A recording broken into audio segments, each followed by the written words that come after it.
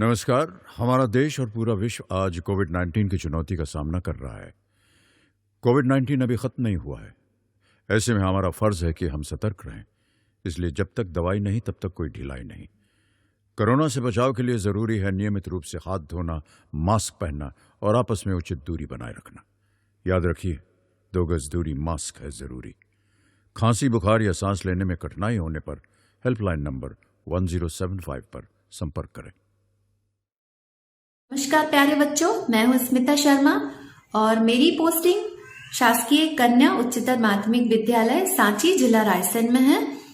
और आज का वीडियो 11th क्लास के स्टूडेंट्स के लिए है और आज हम पढ़ रहे हैं भारत भौतिक पर्यावरण की 4th यूनिट का लेसन 7 प्राकृतिक संकट तथा आपदाएं।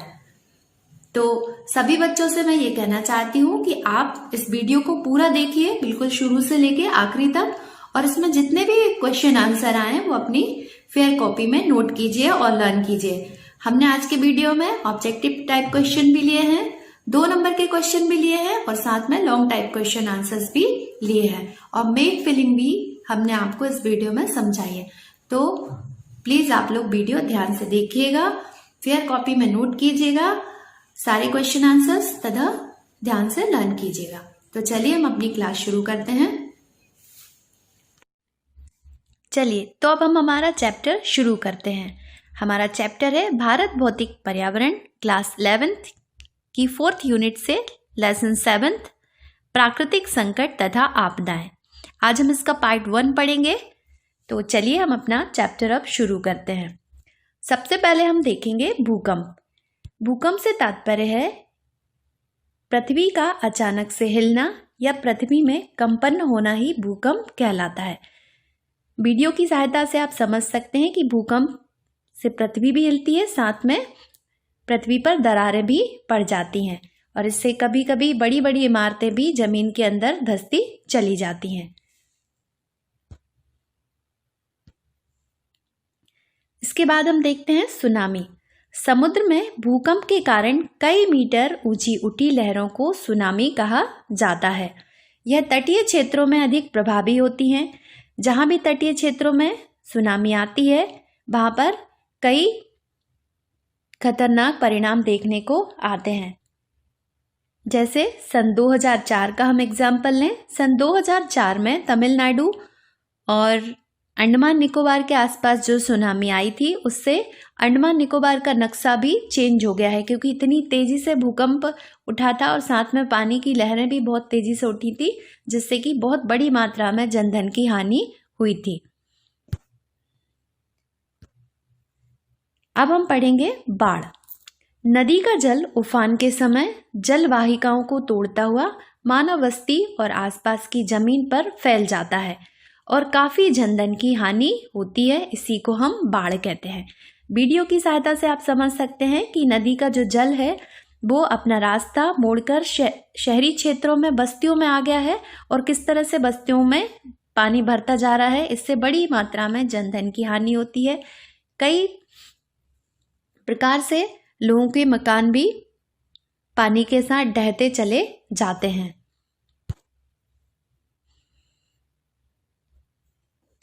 परिवर्तन प्रकृति का नियम है। यह लगातार चलने वाली प्रक्रिया है, अर्थात परिवर्तन जो है वो सतत चलने वाली प्रक्रिया है। हम भी देखेंगे कि बचपन में हमारे आसपास का जो एरिया था वो थोड़ा कम डेवलप था। अब धीरे धीरे हम देख रहे हैं कि डेवलप हो गया है, रोड्स बन गई हैं, खेतों में भी हम नई नई तकनीक यूज़ करने लगे हैं और हम खुद में भी परिवर्तन देख सकते हैं कि जब हमारा जन्म हुआ था तब हम बहुत छोटे से थे, अब धीरे धीरे हम बढ़ते हुए जा रहे हैं। यही परिवर्तन है जो विभिन्न तत्वों में, चाहे वह बड़ा हो अथवा छोटा हो, पदार्थ हो या अपदार्थ हो, अनवरत चलती रहती है। यह प्रक्रिया हर जगह व्याप्त होती है। परिवर्तन की प्रक्रिया जो है हर जगह व्याप्त है, परंतु इसके परिणाम, सघनता और पैमाने में अंतर होता है। चलिए अब हम समझते हैं। यह बदलाव धीमी गति से आ सकते हैं, धीरे धीरे भी आ सकते हैं। जैसे हम स्थलाकृतियों में देखें, जो हमारी पृथ्वी थी इसके सभी महाद्वीप पहले पेंजिया के रूप में जुड़े हुए थे, फिर धीमे धीमे इनमें परिवर्तन हुआ और आज ये अलग अलग भूखंडों के रूप में बटे हुए हैं। ठीक है, हम देखते हैं मनुष्यों की एक इमेज हमने ली है। पहले हम जो है हमारे पूर्वज है कुछ इस तरह से हुआ करते थे, चिंपैंजी टाइप से। अब धीरे धीरे जो मनुष्य है वो अपने ओरिजिनल रूप में आ गए हैं। तो ये परिवर्तन की ही प्रक्रिया के कारण संभव हुआ है। ये बदलाव तेजी से भी आ सकते हैं, जैसे ज्वालामुखी विस्फोट, सुनामी, भूकंप और तूफान इत्यादि। यह तेजी से भी होते हैं, जैसे कहीं पर भूकंप आया, भूकंप के कारण बड़ी मात्रा में जनधन की हानि हो जाती है। कुछ ही मिनटों में बहुत खतरनाक स्थिति उत्पन्न होती है और भूकंप और ज्वालामुखी विस्फोट, सुनामी तथा तूफान आदि के दुष्परिणाम बहुत ही खतरनाक होते हैं, जो कुछ ही मिनट में सारी अर्थव्यवस्था को चरमरा देते हैं। साथ में ही काफी मात्रा में जनधन की भी हानि होती है। चलिए, अब हमारा एक प्रश्न है, ये 2 नंबर में भी आ सकता है, 3 नंबर में भी आ सकता है कि आपदा क्या है। आपदा प्राय एक अनपेक्षित घटना होती है।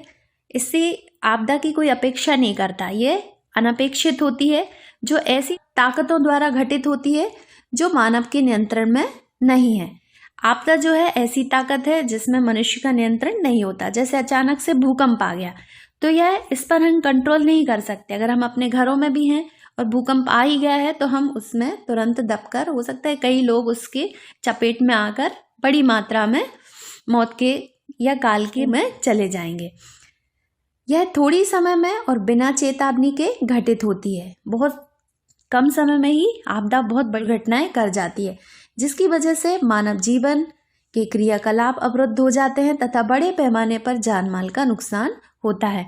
हिमालयी क्षेत्रों में हर कभी भूस्खलन हो जाता है, हर कभी छोटे छोटे भूकंप आ जाते हैं, जिसके कारण जो वहाँ के आसपास के जो क्षेत्र हैं वहाँ पर भूस्खलन आ जाते हैं, रोड और मार्ग बंद हो जाते हैं तथा कई बार बहुत बड़ी मात्रा में जनधन की भी हानि होती है।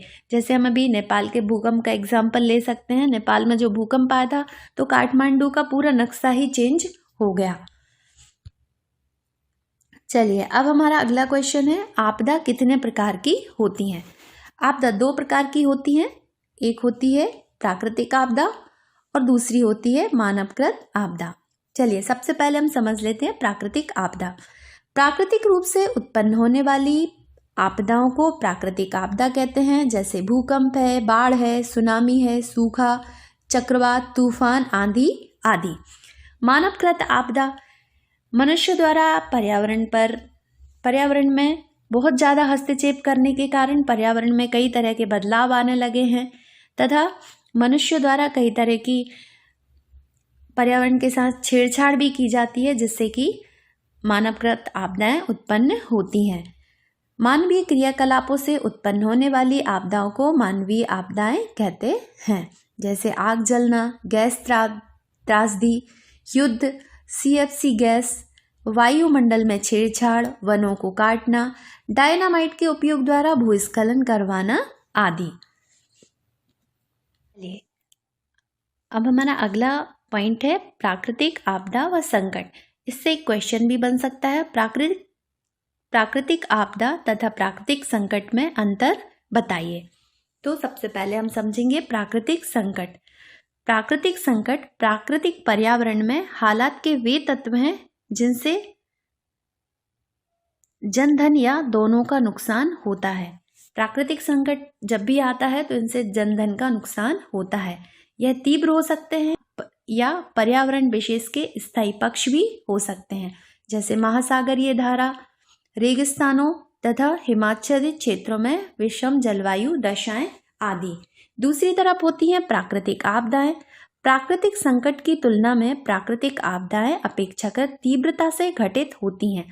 अर्थात कहने का मतलब है प्राकृतिक संकट जो है वो थोड़ी धीमी गति से भी उत्पन्न हो सकते हैं, लेकिन प्राकृतिक आपदा जो है वो बहुत तेजी से उत्पन्न होती हैं और यह बड़े पैमाने पर जनधन की हानि तथा सामाजिक तंत्र एवं जीवन को छिन्न भिन्न कर देती है।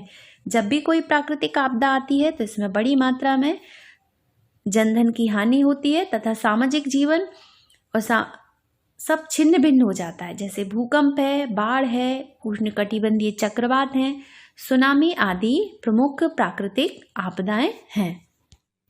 चलिए तो अब हम क्वेश्चन आंसर पर चर्चा कर लेते हैं। ये आपको फिल इन द ब्लैंक्स में भी आ सकते हैं, वन वर्ड क्वेश्चन आंसर्स में भी आ सकते हैं, मैच द कॉलम में भी आ सकते हैं और ट्रू फॉल्स में भी आ सकते हैं। ठीक है, तो हमारा पहला क्वेश्चन है, राष्ट्रीय आपदा प्रबंधन प्राधिकरण का अध्यक्ष कौन होता है?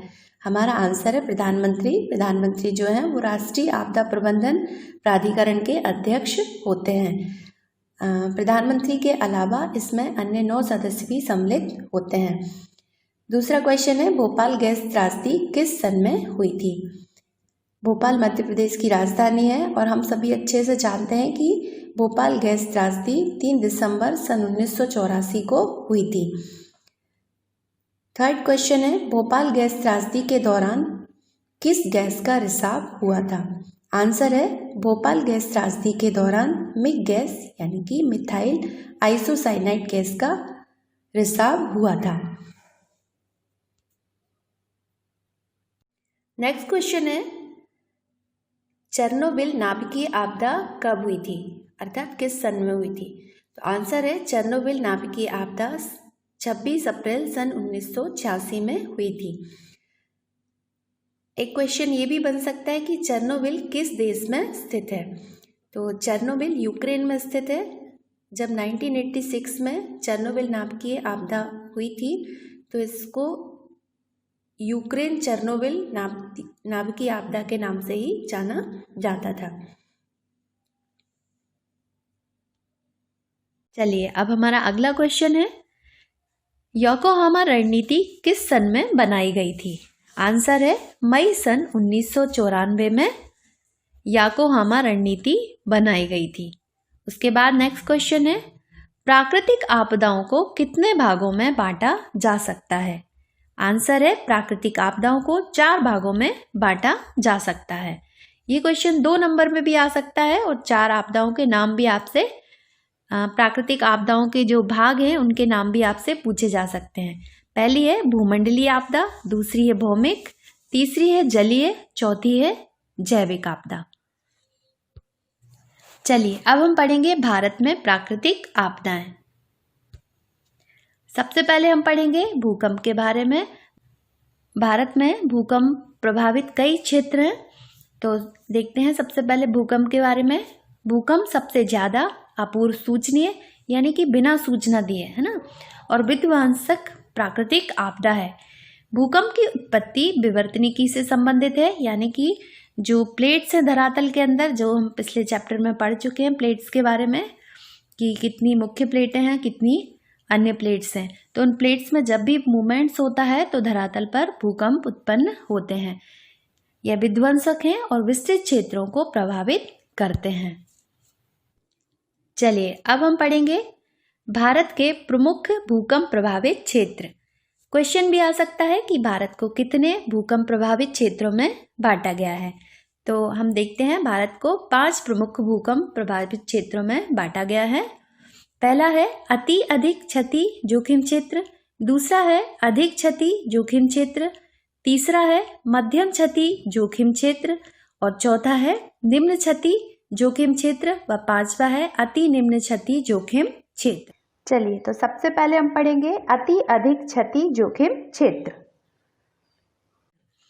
भूकंप के अति अधिक जोखिम क्षेत्र जो है वो मैप में ये डार्क ब्राउन कलर से जो दिखाया गया है यही है।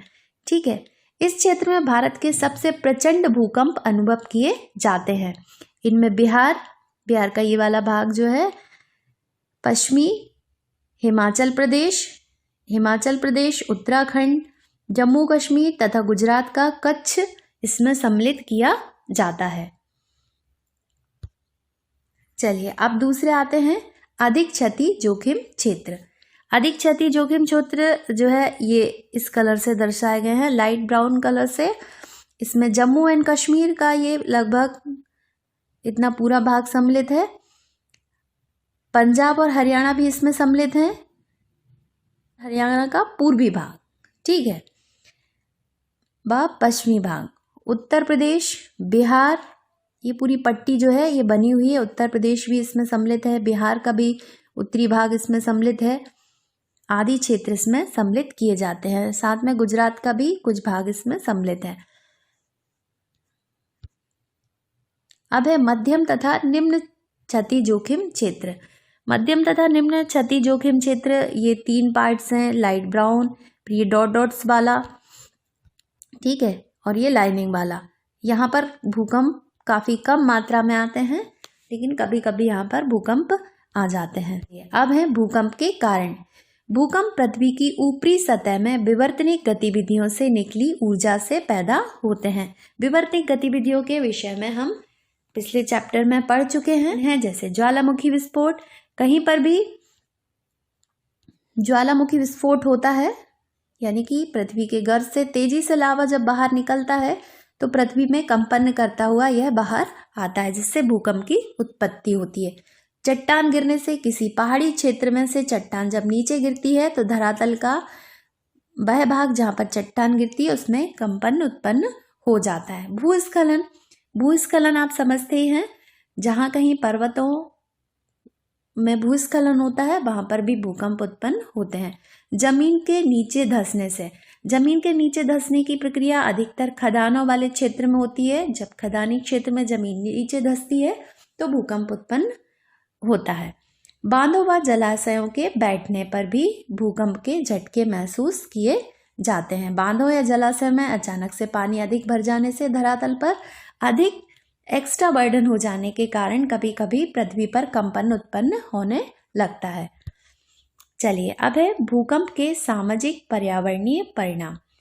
क्वेश्चन भी आ सकता है कि भूकंप के सामाजिक व पर्यावरणीय परिणाम लिखिए। तो पहला है, भूकंप से बड़े पैमाने पर और तीव्रता के साथ भूतल पर विनाश होता है। जब भी भूकंप आता है तो बहुत ही कम समय में बड़े पैमाने पर तीव्र गति से हमारी जो धरातल पर है उस पर विनाश हो जाता है। जितने घर बने हुए हैं वह भी गिर जाते हैं, जनधन की हानि होती है, कई लोग मलबे में दबकर मर जाते हैं। भूकंप के कारण अधिक जनसंख्या घनत्व वाले क्षेत्रों में बड़ी मात्रा में जनधन की हानि होती है। जिन क्षेत्रों में जनसंख्या घनत्व अधिक है, जैसे महाराष्ट्र का कोयना भूकंप क्षेत्र है, वहाँ पर जनसंख्या घनत्व अधिक होता है। ऐसे क्षेत्र में यदि भूकंप आता है तो बड़ी मात्रा में जनधन की हानि होती है। तीसरा पॉइंट है, भूकंप से न सिर्फ बस्तियां, बुनियादी ढांचे, परिवहन व संचार व्यवस्था, उद्योग, अन्य विकासशील सभी क्रियाएं ध्वस्त हो जाती हैं। जैसे कहीं पर रोड डली हुई है, ठीक है, और यहाँ पर अचानक से भूकंप आता है तो यह सारे क्षेत्र जो है वो एक मलबे के रूप में परिवर्तित हो जाते हैं।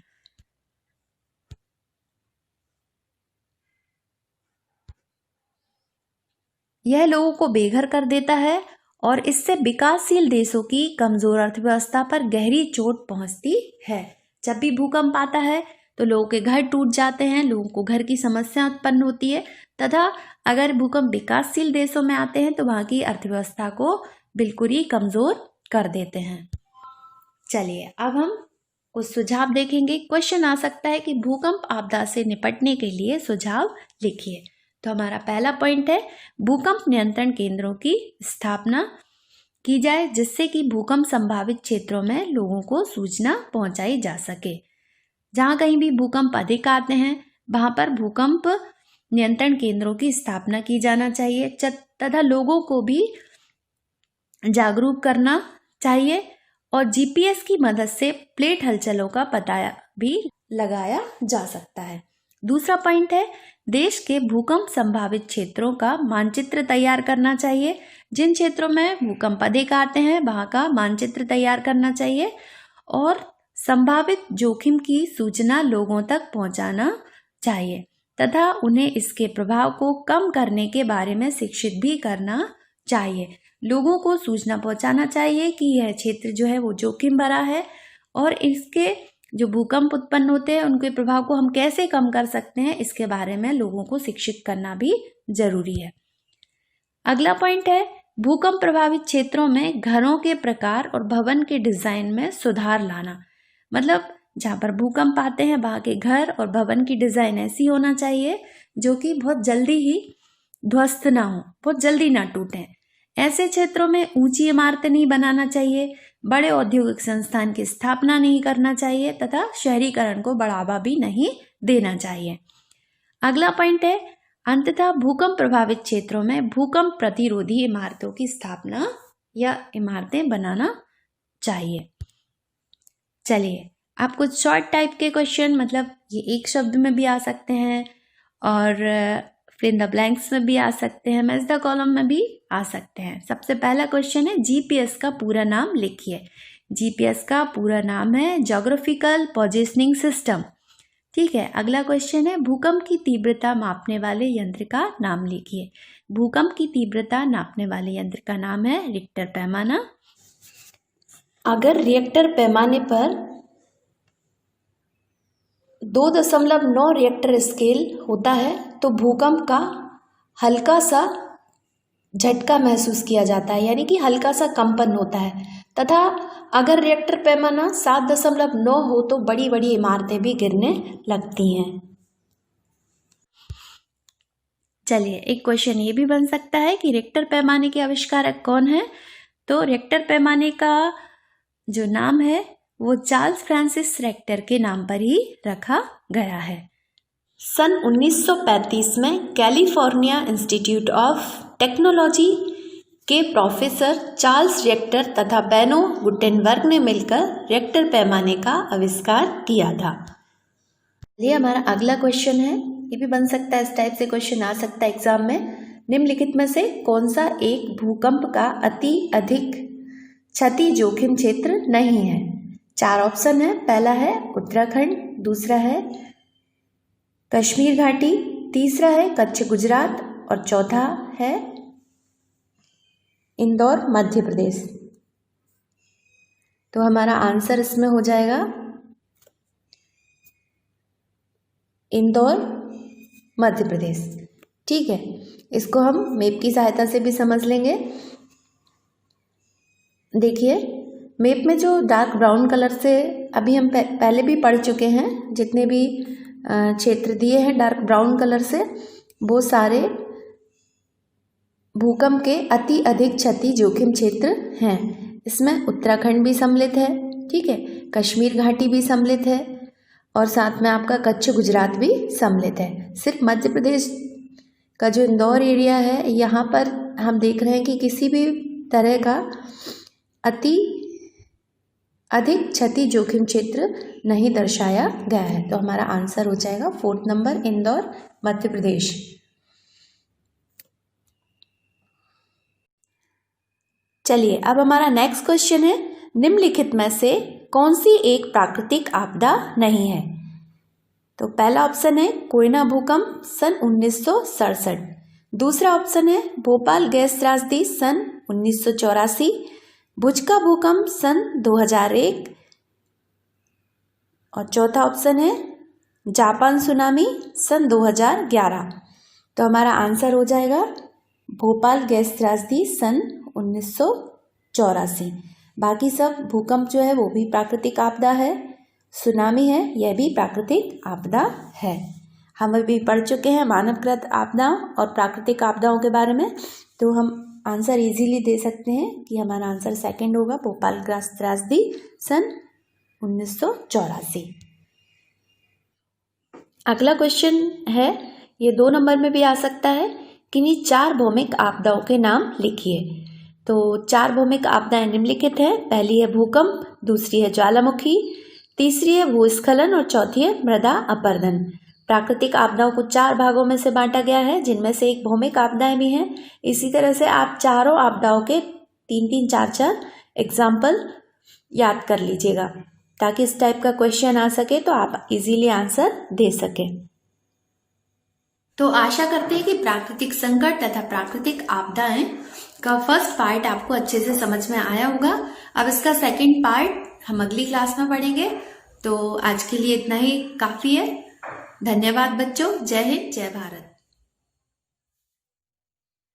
किशोर अवस्था संबंधित समस्याओं के परामर्श हेतु समर्पित उमंग किशोर हेल्पलाइन के टोल फ्री नंबर 144225 पर संपर्क करें।